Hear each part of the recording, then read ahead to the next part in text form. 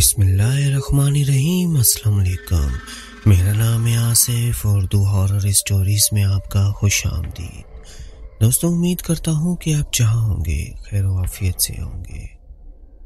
دوستوں، آج جو میں آپ کو ایک کہانی سنانے جا رہا ہوں، یہ کہانی ایک شادی شدہ جوڑے کی ہے جس کا نام ہادی اور مقدس ہے۔ ہادی اور مقدس 4 سال سے ایک کرائے کے گھر میں رہ رہے تھے۔ ہادی کو آزاد کشمیر سے 4 سال پہلے جاب کی وجہ سے کراچی شفٹ ہونا پڑا۔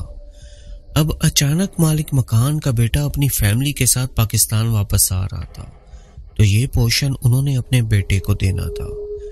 مقدس ہادی سے کہتی ہے، ہادی اللہ کرے کراچی میں بھی ہمارا اپنا گھر ہو جائے۔ جب سے کراچی میں آپ کی جاب کا سلسلہ ہوا ہے، بس یہ کرائے کے گھر کا مسئلہ ہی ختم نہیں ہوتا۔ وہاں آزاد کشمیر میں کم سے کم اپنا گھر تو تھا۔ ہادی بولتا ہے، ہاں مقدس، یہ تم ٹھیک بول رہی ہو، اپنا ذاتی گھر ہونا بھی اللہ پاک کی نعمت ہے۔ ہادی، میں سوچ رہی تھی کہ ہم اپنا گھر لے لیتے ہیں، کب تک کرائے کے مکان میں رہتے رہیں گے؟ دیکھو مقدس، تم ٹھیک تو بول رہی ہو، مگر تمہیں میرے حالات کا پتہ ہے۔ ہادی دکھی لہجے میں بولنے لگتا ہے تو مقدس اس کی بات بیچ میں ہی کاٹ کر کہنے لگتی ہے، آپ پتہ تو کریں گھر کتنے کا آئے گا؟ ضروری نہیں ہم کسی بڑے علاقے میں گھر لیں، کسی نارمل علاقے میں دیکھ لیں، آپ کچھ کمپنی سے لون لے لیں، باقی سونا بھی اچھا خاصا ہے ہمارے پاس۔ ہم اس گھر کا کرایہ 30,000 روپے دیتے ہیں، ان پیسوں سے ہم کمیٹی ڈال کے دوبارہ سونا بنا لیں گے۔ اس کی بات میں وزن تھا۔ ہادی کہتا ہے کہ اچھا میں سوچتا ہوں، پر اس بار بھی مقدس اس کی بات کاٹ کر کہتی ہے، سوچنا نہیں، آپ کل سے گھر دیکھنا شروع کریں اور کل اپنے باس سے بھی بات کریں۔ اچھا بابا، کل میں کرتا ہوں۔ اگلے دن ہی ہادی نے گھر دیکھنے شروع کر دیے، مگر کوئی بھی گھر ان کی رینج میں نہیں آ رہے تھے۔ ایک دوست سے پوچھا تو اس نے بتایا کہ ایک گھر تو ہے، مگر کافی ٹائم سے بند پڑا ہے۔ گھر کا مالک کافی عرصے سے باہر ملک میں ہے۔ 3-4 سال پہلے 2-3 دفعہ یہ گھر کرائے پہ دیا گیا تھا، مگر جلد ہی خالی ہو جاتا تھا، اس لیے اب مالک مکان بیچنا چاہ رہا ہے۔ مالک کو پیسوں کی اتنی لالچ نہیں، اگر تمہیں گھر پسند آ جائے تو بات کر لیتے ہیں، جتنے پیسے تم ابھی کر سکتے ہو کر دو، باقی کا ٹائم میں اسے دلوا دوں گا۔ وہ میرا اچھا دوست ہے، مجھے امید ہے جیسا میں کہوں گا وہ مان لے گا۔ ہادی اپنے دوست کی بات سن کر خوش ہو جاتا ہے اور کہتا ہے کہ یار اگر ایسا ہو جائے تو بہت آسانی ہو جائے گی میرے لیے۔ ہادی کا دوست اس کا کندھا تھپ تھپا کر کہتا ہے کہ انشاءاللہ سیٹنگ بن جائے گی، تم کل شام کو میرے پاس آ جانا، میں کل چابی بھی لے کے رکھوں گا، تو دونوں چل کر وہ گھر بھی دیکھ لیں گے۔ ہادی خوش گھر آ جاتا ہے اور گھر آتے ہی مقدس کو آج کی ساری باتیں بتاتا ہے۔ مقدس بھی خوش ہو جاتی ہے، وہ کہتی ہے، ارے ہادی یہ تو بہت اچھا ہو جائے گا، میں بھی آپ کے ساتھ کل چلوں گی۔ تم کہاں چلو گی؟ پہلے میں دیکھ کر آتا ہوں، اگر گھر سمجھ آ گیا تو تمہیں بھی لے جاؤں گا۔ اور مقدس ہادی کی بات مان جاتی ہے۔ دوسرے دن ہادی گھر دیکھنے جاتا ہے۔ گھر اتنا بنا ہوا نہیں ہوتا، مگر ہادی کا دوست بولتا ہے کہ ابھی گزارا کرو، جب پیسے ہاتھ میں آ جائے تو اپنا مرضی سے گھر بنا لینا۔ مقدس بھی ہادی کو ہاں بول دیتی ہے کہ کچھ کام ابھی کروا لیں گے، باقی جب گاؤں سے زمین کے سالانہ پیسے آئیں گے تب دیکھ لیں گے۔ گھر ایسا بنا ہوا تھا کہ 3 کمرے کچن کے ایک ساتھ اور باقی ایک کمرہ بالکل الگ باہر صحن کی طرف بنا ہوا تھا۔ وہ لوگ اس گھر کا سودا کر لیتے ہیں۔ دوستوں، اب شروع ہوتا ہے اس کہانی کا بھیانک موڑ۔ جس دن مقدس گھر کی صفائی کرنے آتی ہے، اس کو کچھ عجیب سا محسوس ہوتا ہے، جیسے اس کے پیچھے کوئی کھڑا ہے۔ 2-3 دفعہ ایسا ہوتا ہے، پر وہ اسے اپنا وہم سمجھ کر اگنور کرتی ہے۔ بہرحال اللہ کا نام لے کر اس گھر میں وہ لوگ شفٹ ہو گئے۔ گھر کا کام کروا کے، سیٹنگ کروا کے اب اس گھر کی کچھ شکل نظر آئی تھی۔ ہادی بولتا ہے، مقدس ایسا کرتے ہیں کہ یہ جو کمرہ الگ ہے اس کو اسٹور روم بنا دیتے ہیں۔ نہیں ہادی، اسٹور روم تو ہے اور ہمارے پاس اتنا سامان بھی نہیں ہے۔ ایسا کرتے ہیں جب آپ کی سیلری آئے گی اس کو چھوٹی سی مسجد بنا لیتے ہیں۔ مسجد؟ وہ کیوں؟ ہادی چونک کر پوچھتا ہے۔ यार जैसे बच्चों के लिए प्ले रूम होता है जहां बच्चे शौक से गेम्स वगैरह खेलते हैं, तो ऐसे ही क्यों ना हम एक छोटी सी मस्जिद बना लें जहां बच्चे भी नमाज पढ़ें और कारी साहब भी जब बच्चों को कुरान पढ़ाने आए तो वहीं पढ़ाएं। इंशाल्लाह जरूर। चलो फिर फाइनल हो गया, अब रूम छोटी सी मस्जिद होगी। मैं भी इसी कमरे में कुरान पाक की तलावत किया करूंगा। अच्छा ये बताओ, पड़ोस में किसी से मुलाकात हुई? हादी पूछता है। जी आज बिरयानी बनाई थी, सामने घर में भी दे आई। वहां 2 मियाँ बीवी रहते हैं, बहुत प्यारी लड़की है, शीजा नाम है उसका। 10 साल हो गए हैं शादी को, पर उनकी औलाद नहीं है। और बराबर में अंकल आंटी हैं, उनकी एक बेटी अमेरिका में शादी करके गई है और एक बेटा लाहौर में जॉब करता है। कभी कभार उनका बेटा छुट्टियों पर आ जाता है, वरना वो भी अकेले रहते हैं। अच्छा, तो तुम ख्याल रखा करो अंकल आंटी का, हमारे वालिदैन की उम्र के हैं। हादी ये कहता वॉशरूम में नहाने चला जाता है और मुकद्दस उसके लिए खाना लगाने लग जाती है। अगले 2 हफ्तों में हादी मुकद्दस घर में सेट हो गए। मुकद्दस ने इस रूम को अच्छे से बच्चों की इबादत के लिए सेट कर लिया था। उनके पड़ोसी शीजा और सीमी आंटी भी घर देखने आए और इसकी इबादत वाले कमरे को सबसे ज्यादा पसंद किया गया। शीजा तो थोड़ी देर बैठकर चली गई। सीमी आंटी को मुकद्दस ने रोक लिया। आंटी आप कितने टाइम से हैं यहाँ? आंटी बोलती है कि बेटा मुझे तो यहाँ 25 साल हो गए। अच्छा तो आंटी मुझसे पहले यहाँ कौन रहता था? बेटा 4 साल से तो ये घर बिल्कुल बंद है, पर बहुत पहले यहाँ पे एक आस्ताना था। कोई साहब थे, तावीज गंडा करते थे, दिन भर लोगों का रश होता था। फिर वो लोग अचानक चले गए, शायद कहीं और आस्ताना बना लिया या मालिक मकान ने खाली करवा लिया, कुछ पता नहीं चला वो क्यों गए। इसके बाद जो भी इस घर में आया 15 दिन 1 माह से ज्यादा नहीं रहा। आंटी की बात सुनकर मुकद्दस बहुत हैरान होती है। वो पूछती है क्यों आंटी? बेटा ये तो मुझे भी नहीं पता। इस दौरान मैं ज्यादातर अपने बेटे के पास लाहौर रहती थी। शायद इस आस्ताने वाले बाबा ने कुछ तावीज किए होंगे कि कोई और इस घर में ना रह सके और मालिक मकान इसी को घर बेच दे। आंटी अपनी राय देने के बाद बोलती है, बेटा तुमने इस घर में मस्जिद बना के बहुत अच्छा किया। तुम्हारे आने से पहले इस घर में रौनक ही नहीं थी, अजीब सा डर लगा रहता था। जी आंटी ये तो आप सही बोल रही हैं। जब मैं ये घर धोने आई थी मुझे बहुत अजीब लगा था और डर भी लगा था। मुझे लगा था कोई काला साया मेरे आसपास है। मैं तो बहुत डर गई थी।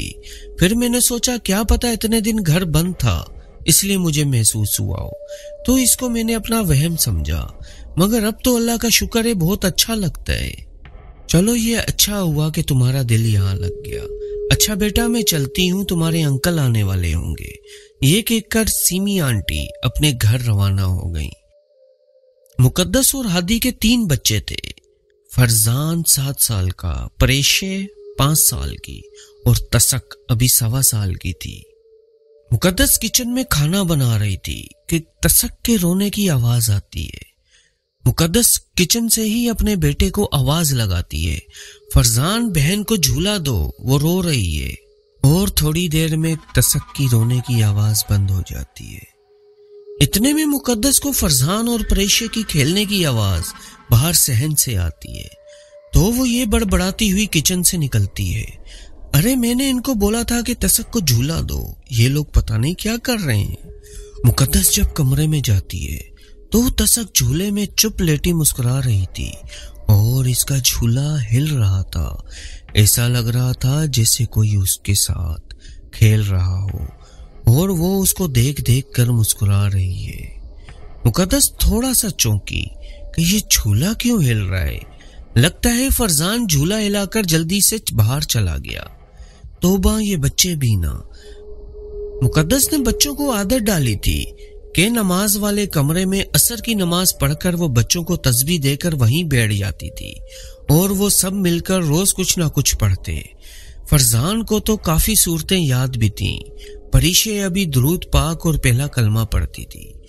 वो असर से मगरिब वहीं बैठा करते थे। आज भी वो इस टाइम उसी कमरे में बैठे थे। मुकद्दस को ऐसा लगता है जैसे किचन में कोई गया है। वो समझती है कोई बिल्ली होगी और ये ख्याल आते ही वो भागकर किचन में जाती है, पर किचन में जाने से पहले ही उसे किचन में कुछ गिरने की आवाज आती है। किचन में जाती है तो पूरी सालन की पतीली जमीन पे गिरी होती है। अल्लाह, ये कैसे गिर गई? मैं तो सही रख के गई थी। पूरा किचन गंदा हो गया था।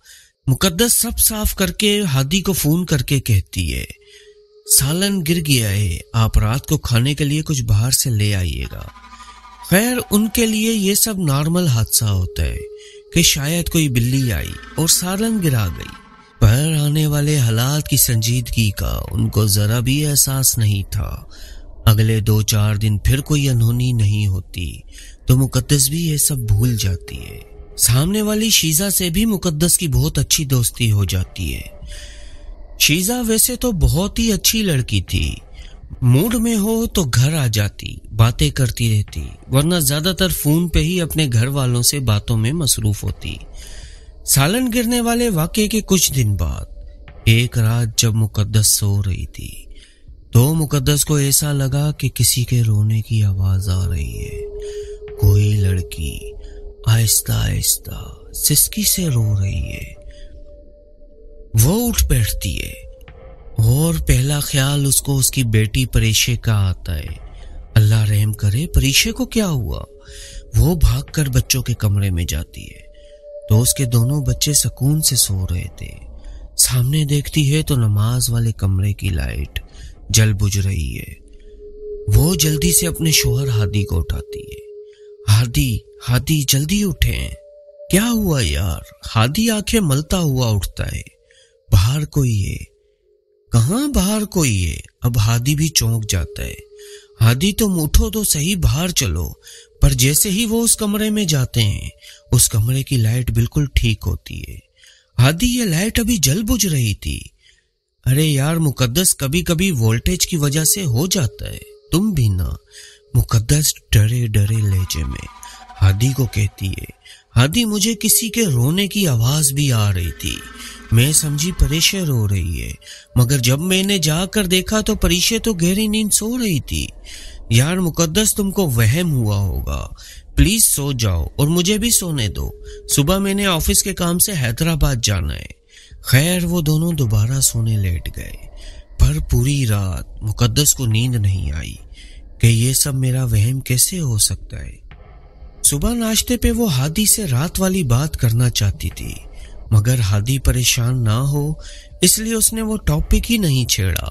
हादी नाश्ता करके हैदराबाद के लिए रवाना हो गया और मुकद्दस घर के काम में लग गई। आज पूरा दिन कुछ ऐसा नहीं होता जिससे मुकद्दस परेशान हो, तो वो खुद को तसल्ली देती है, शायद मैं रात को हॉरर नॉवल पढ़ के सोई थी इसलिए मैं डर गई होंगी। मगर अंदर ही अंदर उसको यकीन था कि कोई ना कोई मामला तो जरूर है। खैर, अगले कुछ दिनों छोटे छोटे वाकयात होते रहे। उनकी छोटी बेटी तसक का झूला खुद हिलता रहता। कभी वो अगरबत्ती घर में जलाना भूल जाती तो पूरे घर से अगरबत्ती की खुशबू खुद ब खुद आने लग जाती। इसने इन सब बातों का जिक्र अपनी सास और अम्मी से किया तो दोनों ने ही यही बोला कि अगर तुम्हें इस घर में डर नहीं लगता तो परेशान ना हो। दुनिया में इंसानों के अलावा भी दूसरी मखलूकें होती हैं, जब तक हम उनको परेशान ना करें वो हमें तंग नहीं करती। और तुम खुद बोल रही हो कि जब से इस घर में तुम आई हो हादी की तरक्की भी हुई है, तो बस बेटा नमाज कुरान पढ़ती रहो, सब अच्छा होगा। और इस तरह उन लोगों को इस घर में रहते 6 माह का अरसा गुजर गया। इन 6 माह में मुकद्दस की गली में भी सबसे अच्छी दोस्ती हो गई थी। इसकी पड़ोसन शीजा से भी इसकी काफी अच्छी दोस्ती हो गई थी।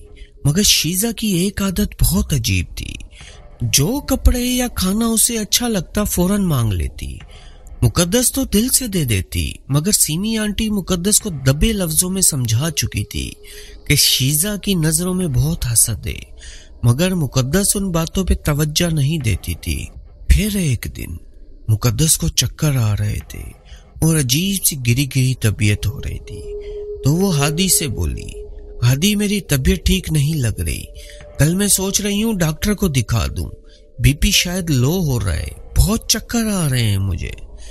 हादी बोलता है कि ठीक है, मैं कल ऑफिस से छुट्टी लेता हूँ और तुम्हारे साथ चलता हूँ। तो वो बोली नहीं नहीं, मैं सिमी आंटी के साथ चली जाऊंगी, आप टेंशन ना लें। और अगले दिन वो सिमी आंटी के साथ चेकअप करवाने चली गई। डॉक्टर ने चेकअप किया और बोली कि मुबारक हो, घर में खुशखबरी है।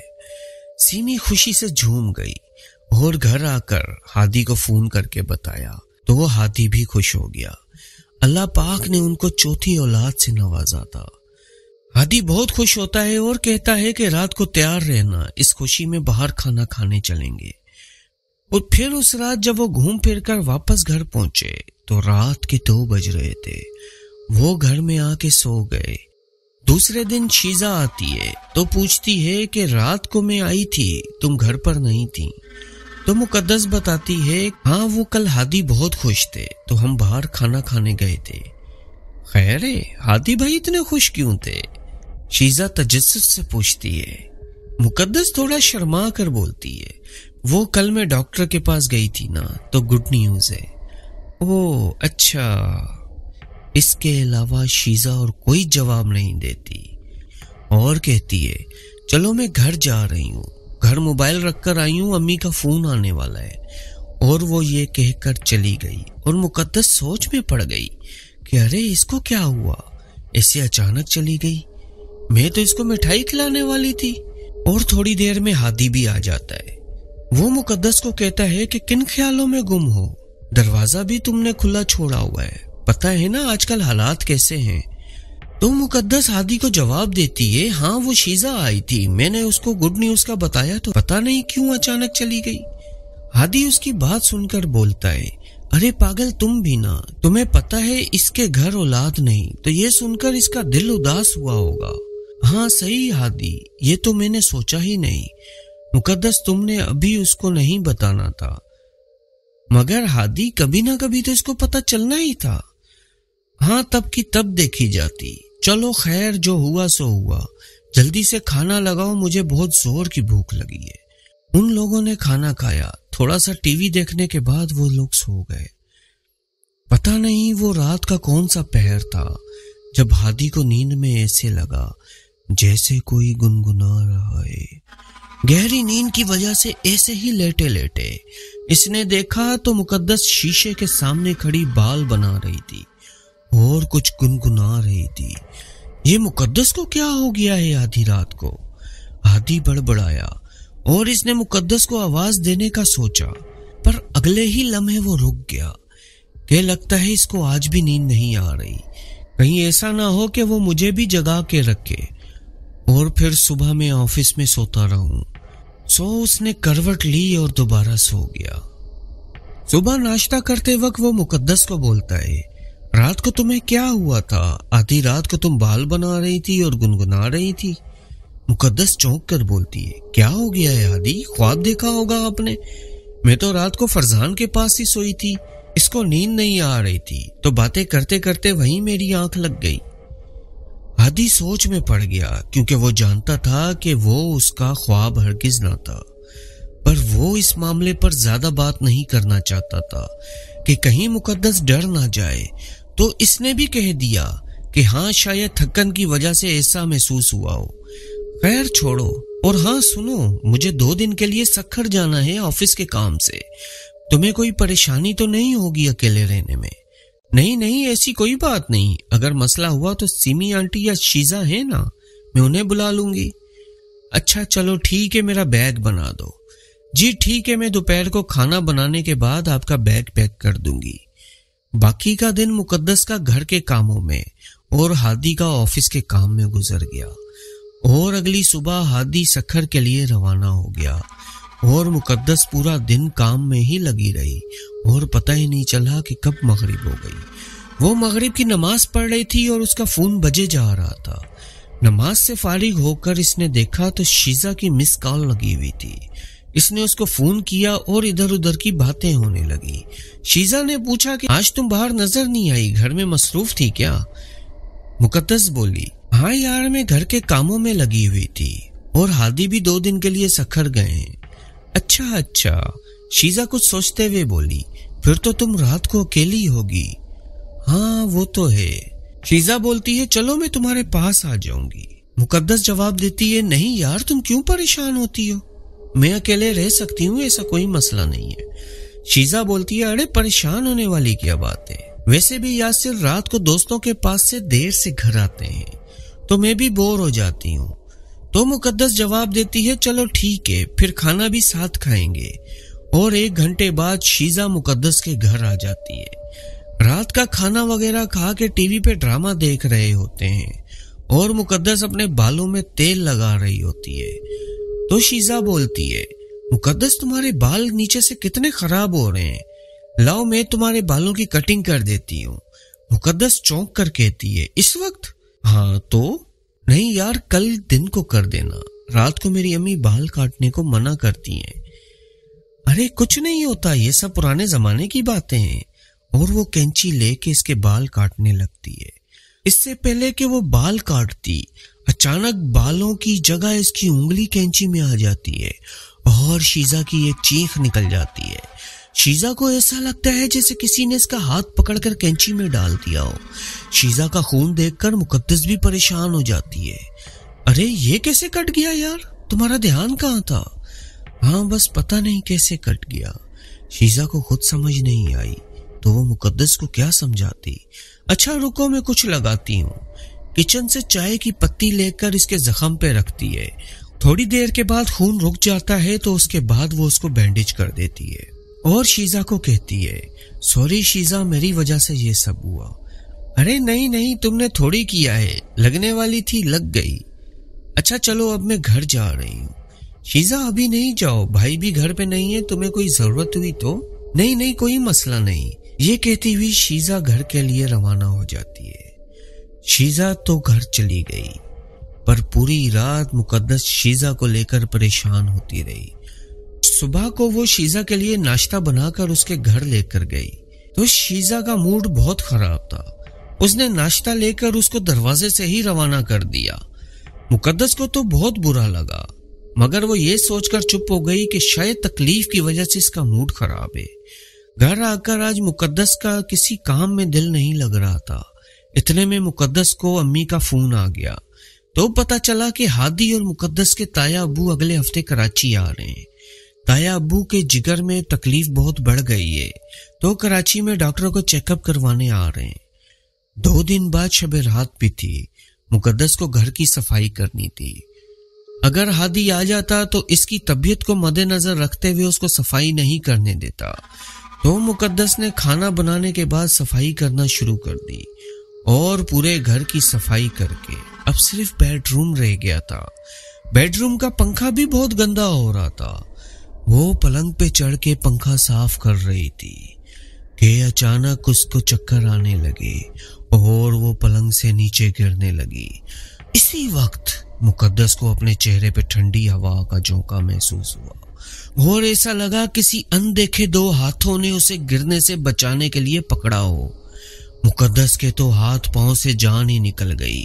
वो आधी बेड पे और आधी हवा में झूल रही थी और आहिस्ता आहिस्ता उस अनदेखे हाथों ने उसके वजूद को नीचे जमीन की तरफ लाना शुरू कर दिया और जैसे ही इसके पांव जमीन से टकराए वो अनदेखे हाथों का एहसास उसके जिस्म से गायब हो गया।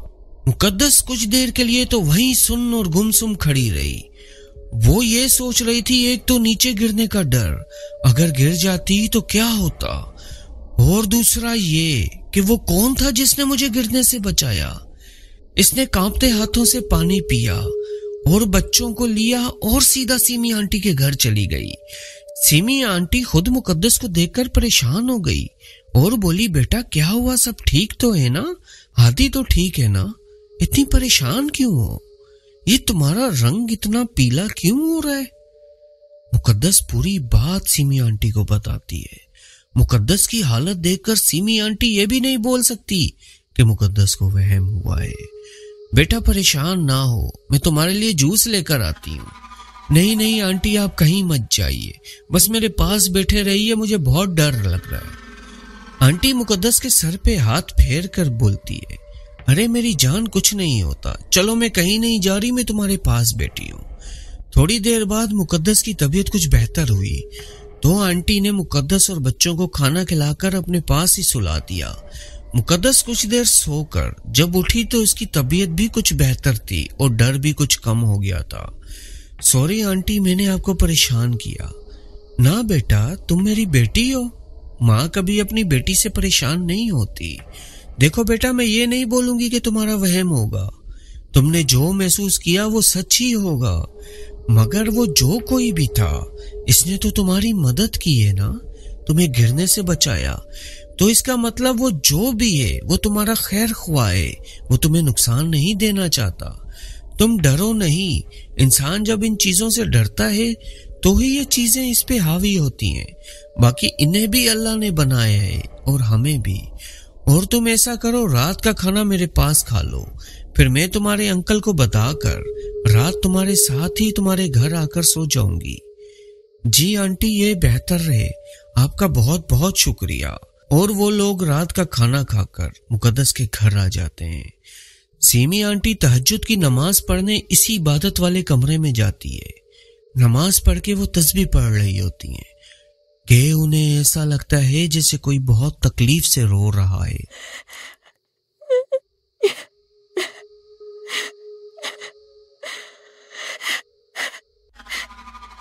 उनको लगता है कि मुकद्दस रो रही है, पर वो जब मुकद्दस के कमरे में जाती है तो वो तो बहुत सुकून से सो रही होती है, मगर सीमी आंटी को मुस्तकिल वही रोने की आवाजें आ रही होती हैं।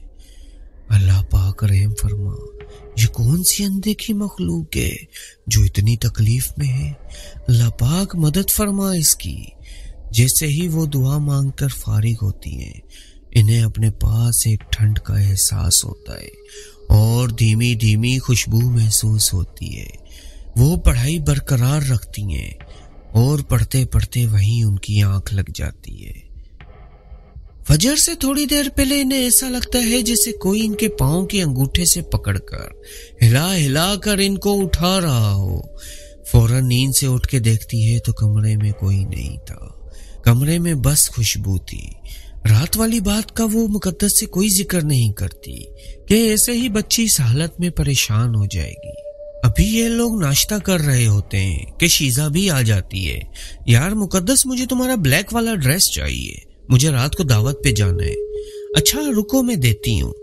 मुकद्दस पूरा घर देख लेती है मगर उसको वो वाला ब्लैक ड्रेस नहीं मिलता।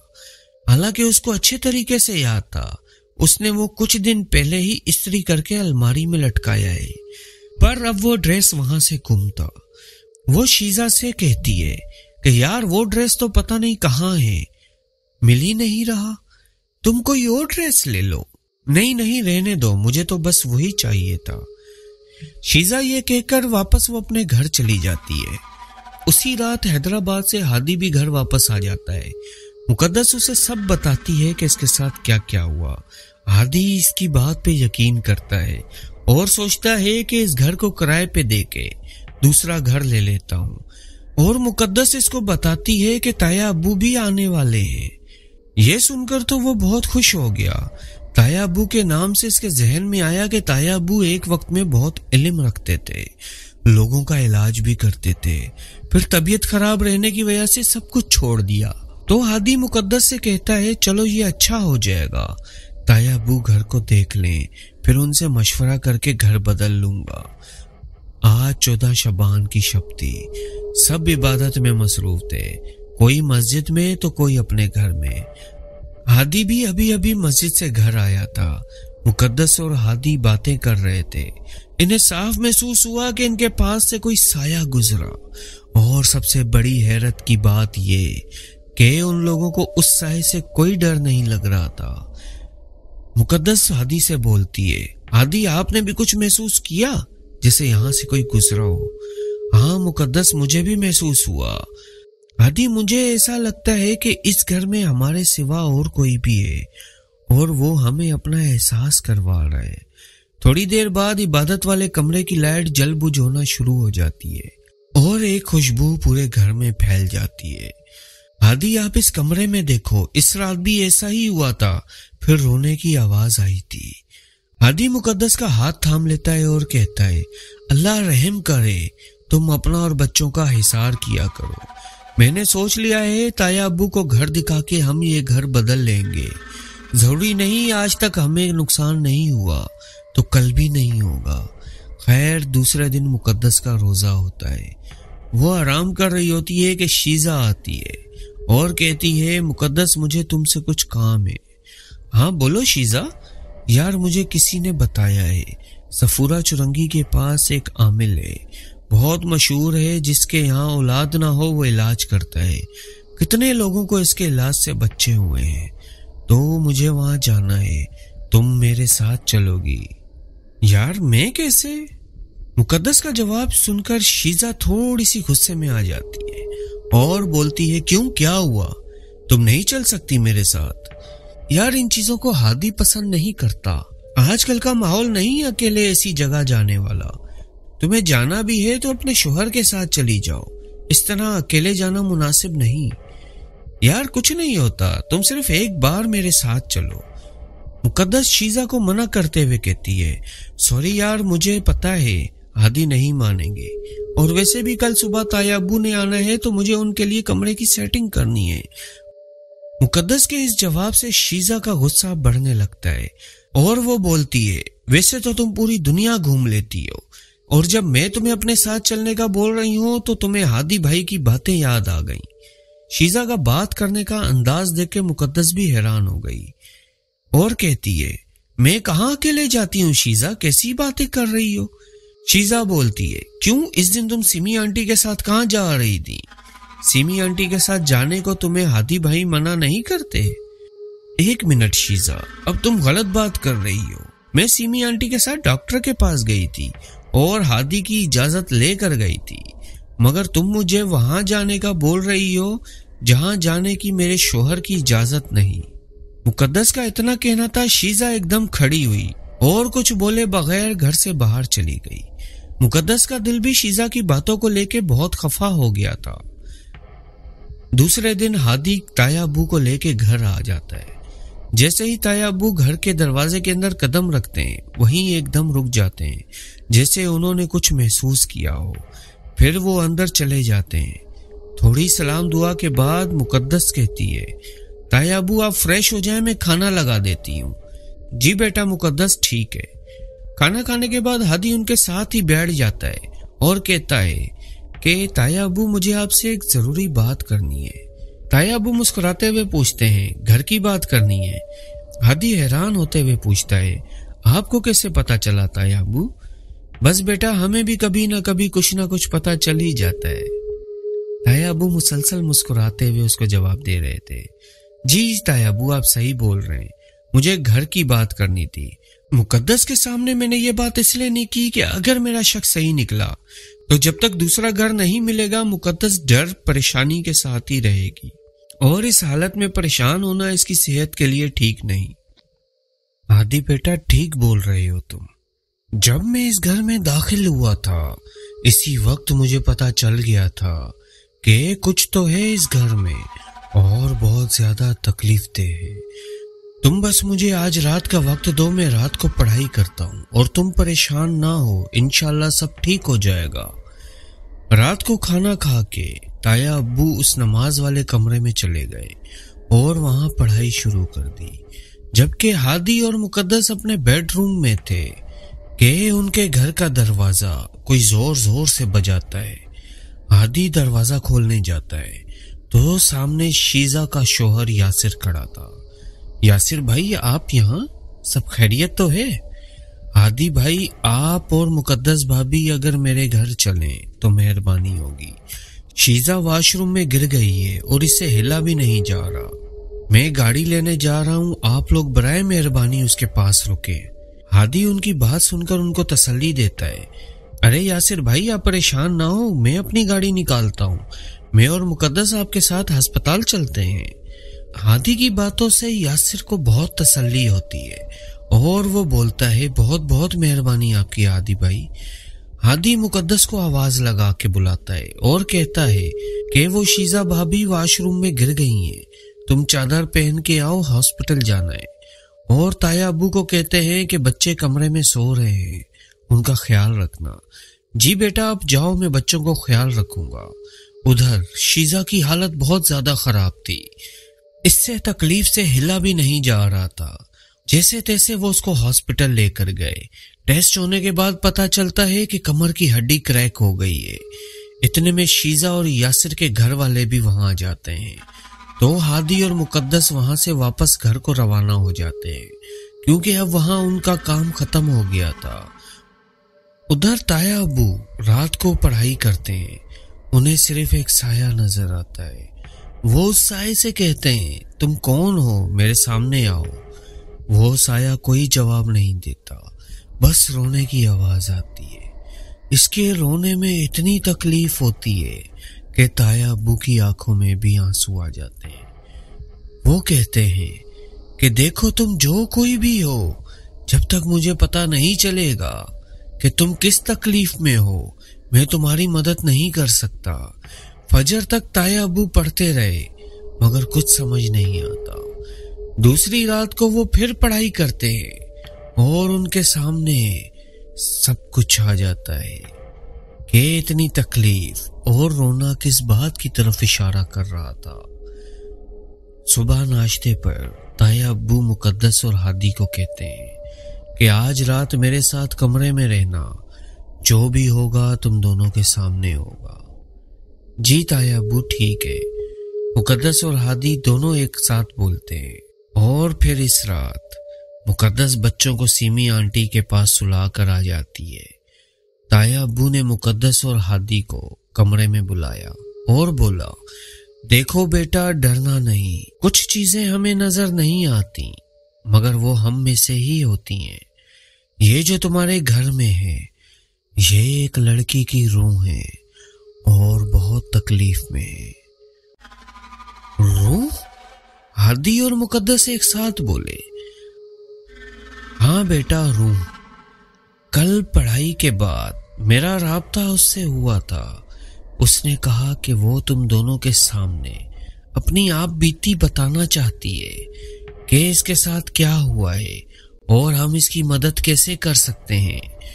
ये कहने के बाद ताया अब्बू ने पढ़ना शुरू किया और जैसे जैसे वो पढ़ रहे थे, एक साया पूरे कमरे में घूम रहा था। ताया अब्बू पढ़ते पढ़ते उस साये से मुखातिब हुए, बेटा हमारे सामने आओ, हम सब मिलकर तुम्हारी मदद करेंगे। फिर वो साया एक जगह रुक गया। ऐसा लग रहा था कि किसी लड़की का साया है। फिर इस साये से एक लड़की की आवाज आना शुरू हुई। वो साया कहता है, मेरा नाम फरवा था। मैं आप लोगों को शुरू से अपनी आप बीती सुनाती हूँ, फिर आप लोगों को सब समझ आ जाएगा। मैं अपने घर वालों के साथ जोहर चौरंगी में रहती थी। मेरे घर में 2 भाई, एक बड़ी बहन, अम्मी अब्बू दादी रहते थे। मैं माशाल्लाह से कुरान हाफिजा थी। अल्लाह का शुक्र था हमारे घर में किसी चीज की कमी ना थी। मेरी बाजी की और मेरी मंगनी मामू के घर हुई थी। मामू के दोनों बेटे अमेरिका में रहते थे।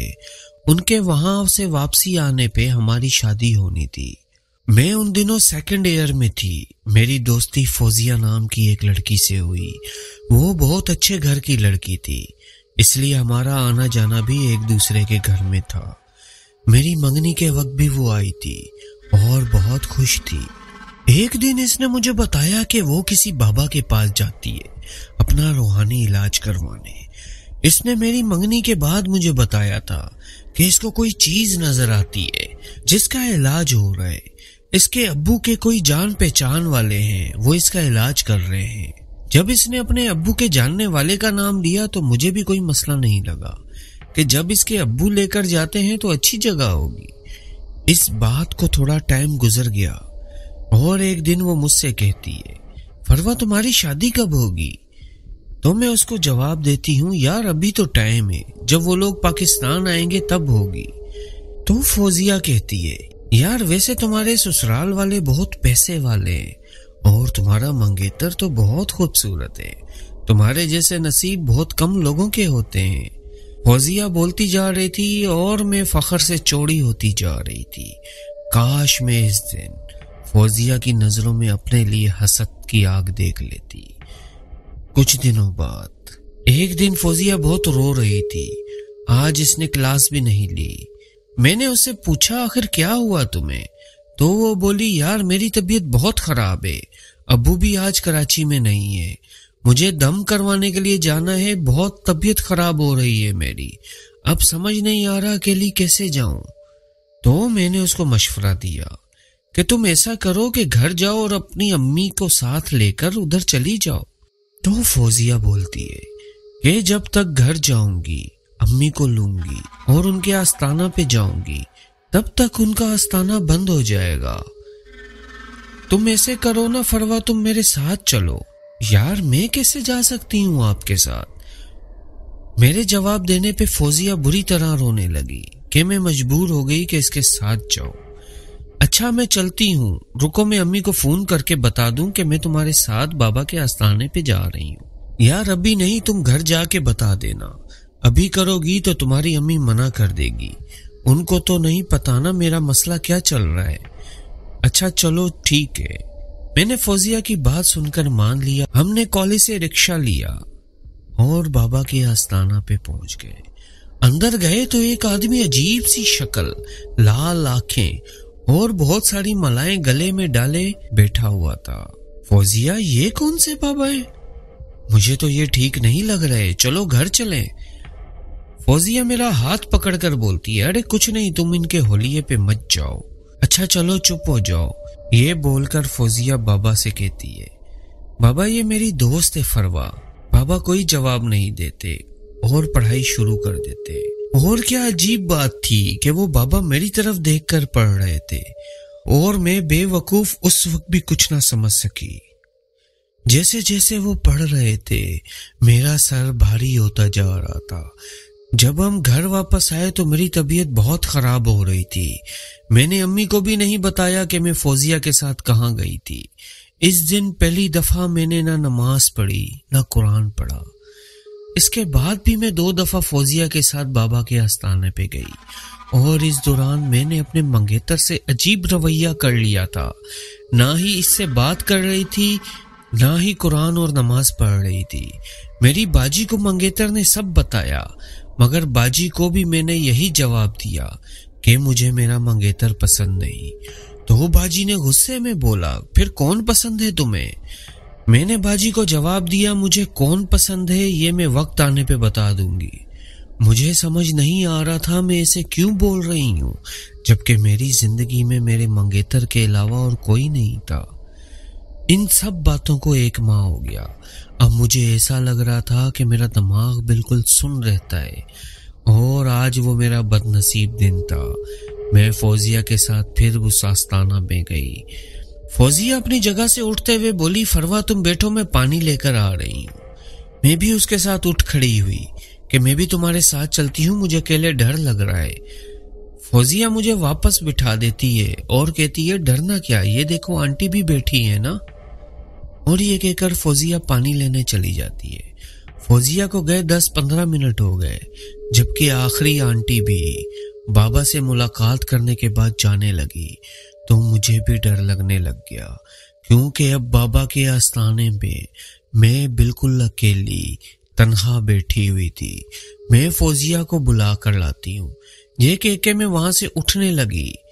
میں جیسے ہی اٹھی اس خبیث انسان نے مجھے دبوچ لیا اور مجھے گھسیٹتا ہوا اسی کمرے میں لے آیا جس کمرے کو مقدس نے اس وقت عبادت والا کمرہ بنایا ہوا ہے، اور اس کے آدمی نے باہر سے دروازہ بند کر دیا۔ اب وہ اور میں اس کمرے میں بند تھے۔ میں اس کو اللہ کے واسطے دیتی رہی کہ مجھے گھر جانے دو، میں تمہاری بیٹی کی عمر کی ہوں، میرے دل میں قرآن ہے، اس کا خیال کر لو۔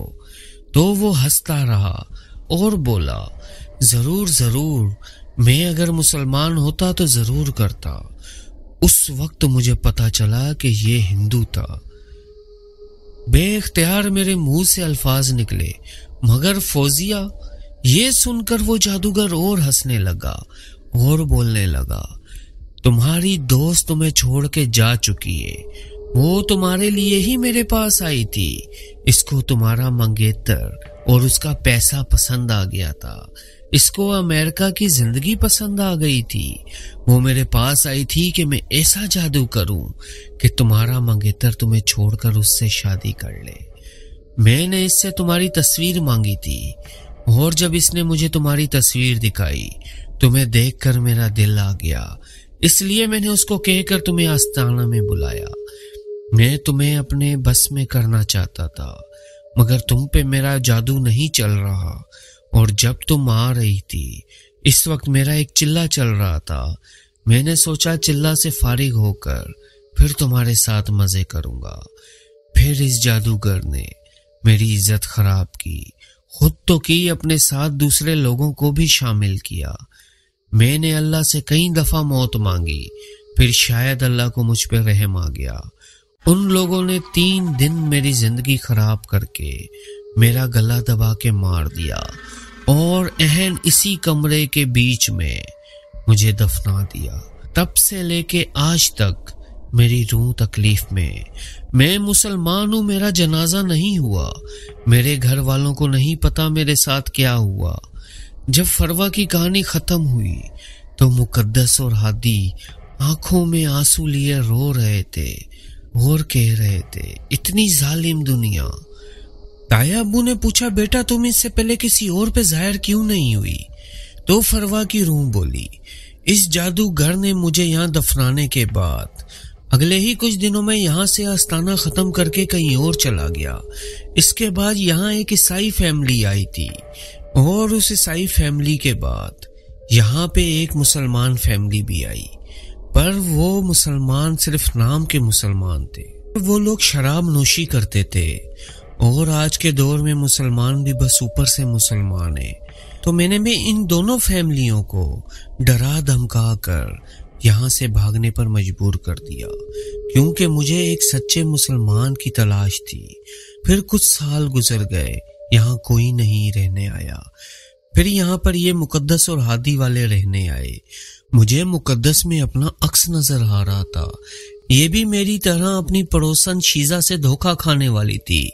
شیزہ بھی اولاد ہونے کے لیے کالا علم کرنے والے جادوگر کے پاس جاتی تھی۔ اسی جادوگر نے شیزہ سے بولا تھا کہ وہ کسی حاملہ عورت کے بال اور کپڑے لے آئے جس سے وہ اس کا علاج کرے گا، پر اس علاج کے بدلے میں مقدس کے حمل کو نقصان دیا جاتا۔ مجھ سے جتنا ہوا میں نے مقدس کی مدد کی۔ یہ سن کر ہادی ایک دم غصے میں آ گیا اور بولا، میری بہن تم مجھے اس جادوگر کا نام بتاؤ، تم نے میری بیوی کی مدد کر کے مجھ پہ احسان کیا ہے، میرا دوست پولیس میں DSP ہے، میں اس کی مدد لے کر اس جادوگر کو سخت سے سخت سزا دلواؤں گا، یہ ایک بھائی کا وعدہ ہے، اور آپ مجھے اپنے گھر کا ایڈریس بھی دیں۔ تایا ابو اور مقدس آپ کے گھر جا کر آپ کے گھر والوں کو آپ کی حقیقت بتائیں گے۔ اور فروا کی روح اس جادوگر کا نام اور اپنے گھر کا ایڈریس بتا کر وہاں سے چلی گئی۔ دوسرے دن ہادی نے اپنے پولیس والے دوست کی مدد لی، بہت مشکل سے جادوگر کو ڈھونڈا۔ اس کام میں 1 ہفتے سے زیادہ دن گزر گئے جب جادوگر پکڑا گیا۔ اسی دن ہادی، مقدس، تایا ابو اور پولیس والے دوست کو ساتھ لے کر فروا کے گھر گئے۔ بہت مشکل سے اس کے ابو نے بات سننے کی حامی بھری۔ فروا کی دوست فوزیہ نے فروا کے غائب ہونے کے بعد فروا کے گھر والوں کو یہی بول رکھا تھا کہ اس کا کسی لڑکے کے ساتھ چکر تھا، کالج سے بھی وہ اس لڑکے سے ملنے جایا کرتی تھی۔ اس کے گھر والوں نے بھی یقین کر لیا تھا، کیونکہ اس کی باجی بھی گواہ تھی کہ فروا نے بھی اسے بولا تھا کہ منگیتر پسند نہیں، اور جو پسند ہے وہ وقت آنے پہ بتا دیا جائے گا۔ بہرحال بہت لمبی بات ہے۔ اس کے گھر والوں کو تایا ابو نے سمجھایا، اور پولیس والے نے بھی بتایا کہ جادوگر نے بھی اپنا اقبال جرم کر لیا ہے، اور اس نے یہ بھی اقبال جرم کیا ہے کہ اس نے اور پتہ نہیں کتنی لڑکیوں کی زندگی خراب کی، اور انہیں بلیک میل کر کے ان کے ذریعے دوسری لڑکیوں کی زندگی بھی برباد کی۔ فروا کے گھر والوں کی اجازت سے اس جادوگر پہ کیس کیا گیا، اور مقدس اور ہادی کے گھر میں اس جگہ کو کھودا گیا جہاں فروا کو دفنایا گیا تھا، اور واقعی وہاں سے ایک ہڈیوں کا ڈھانچہ ملا، اور جب اس ڈھانچے کا ڈی این اے کیا گیا وہ بھی فروا کا مثبت آیا۔ فروا کے گھر والوں کو احساس ہو گیا کہ وہ کتنا غلط سوچ رہے تھے۔ اس کے ماں باپ اس کی ہڈیوں سے معافی مانگتے رہے۔ آخر میں فروا کا نماز جنازہ بھی ہوا، اس سے باپ اور اپنے بھائی کا کندھا بھی ملا۔ مقدس اور ہادی کو یہ سب خواب لگا، مگر تھی یہ کڑوی حقیقت۔ مقدس نے ایک سبق سیکھ لیا کہ اس دنیا میں کوئی کتنا ہی اچھا کیوں نہ ہو، مگر اپنے گھر والوں سے زیادہ کوئی مخلص نہیں ہوتا۔ دوستی ضرور کریں، مگر اس میں اتنا آگے تک نہ جایا جائے۔ فروا کی ایک نادانی اس کی زندگی اور اس کے گھر والوں کی عزت کو برباد کر گئی۔ فوزیہ جیسے لوگوں کی زندگی اور آخرت دونوں برباد ہے، مگر پاکستان میں کروڑوں کی آبادی میں پتہ نہیں کتنے لاکھ لوگ جادوگر ہیں، اور پتہ نہیں کتنے شیزہ اور فوزیہ جیسے حسد والے لوگ ہیں، اور پتہ نہیں کتنی نادان لڑکیاں مقدس اور فروا جیسی ہیں۔ آپ سب بس اس پہ ایمان رکھیں، ہر چیز کا ایک وقت ہے۔ اولاد، شادی، دولت سب ملتا ہے، اگر نہیں ملتا تو اس کے بدلے اللہ کچھ اور نوازتا ہے۔ سب کا نصیب بلند ہوتا ہے، بس وقتی پریشانی میں آ کر حسد کر کے ایسے جادوگروں کے پاس جا کر اپنا نصیب اور آخرت خراب نہ کریں۔ اللہ پاک آپ سب کا حامی و ناصر ہو۔ کہانی کا اختتام ہوتا ہے۔ تو دوستوں، کیسی لگی آج کی سٹوری؟ کمنٹ کر کے ضرور بتائیے گا۔ ویڈیو کو لائک کیجیے گا، چینل کو سبسکرائب کرنا مت بھولیے گا۔ پھر انشاءاللہ ملیں گے ایک نئی کہانی، ایک نئے قصے یا ایک نئے واقعے کے ساتھ۔ تب تک کے لیے مجھے اجازت دیجیے، بہت ساری دعاؤں کے ساتھ۔ اللہ حافظ۔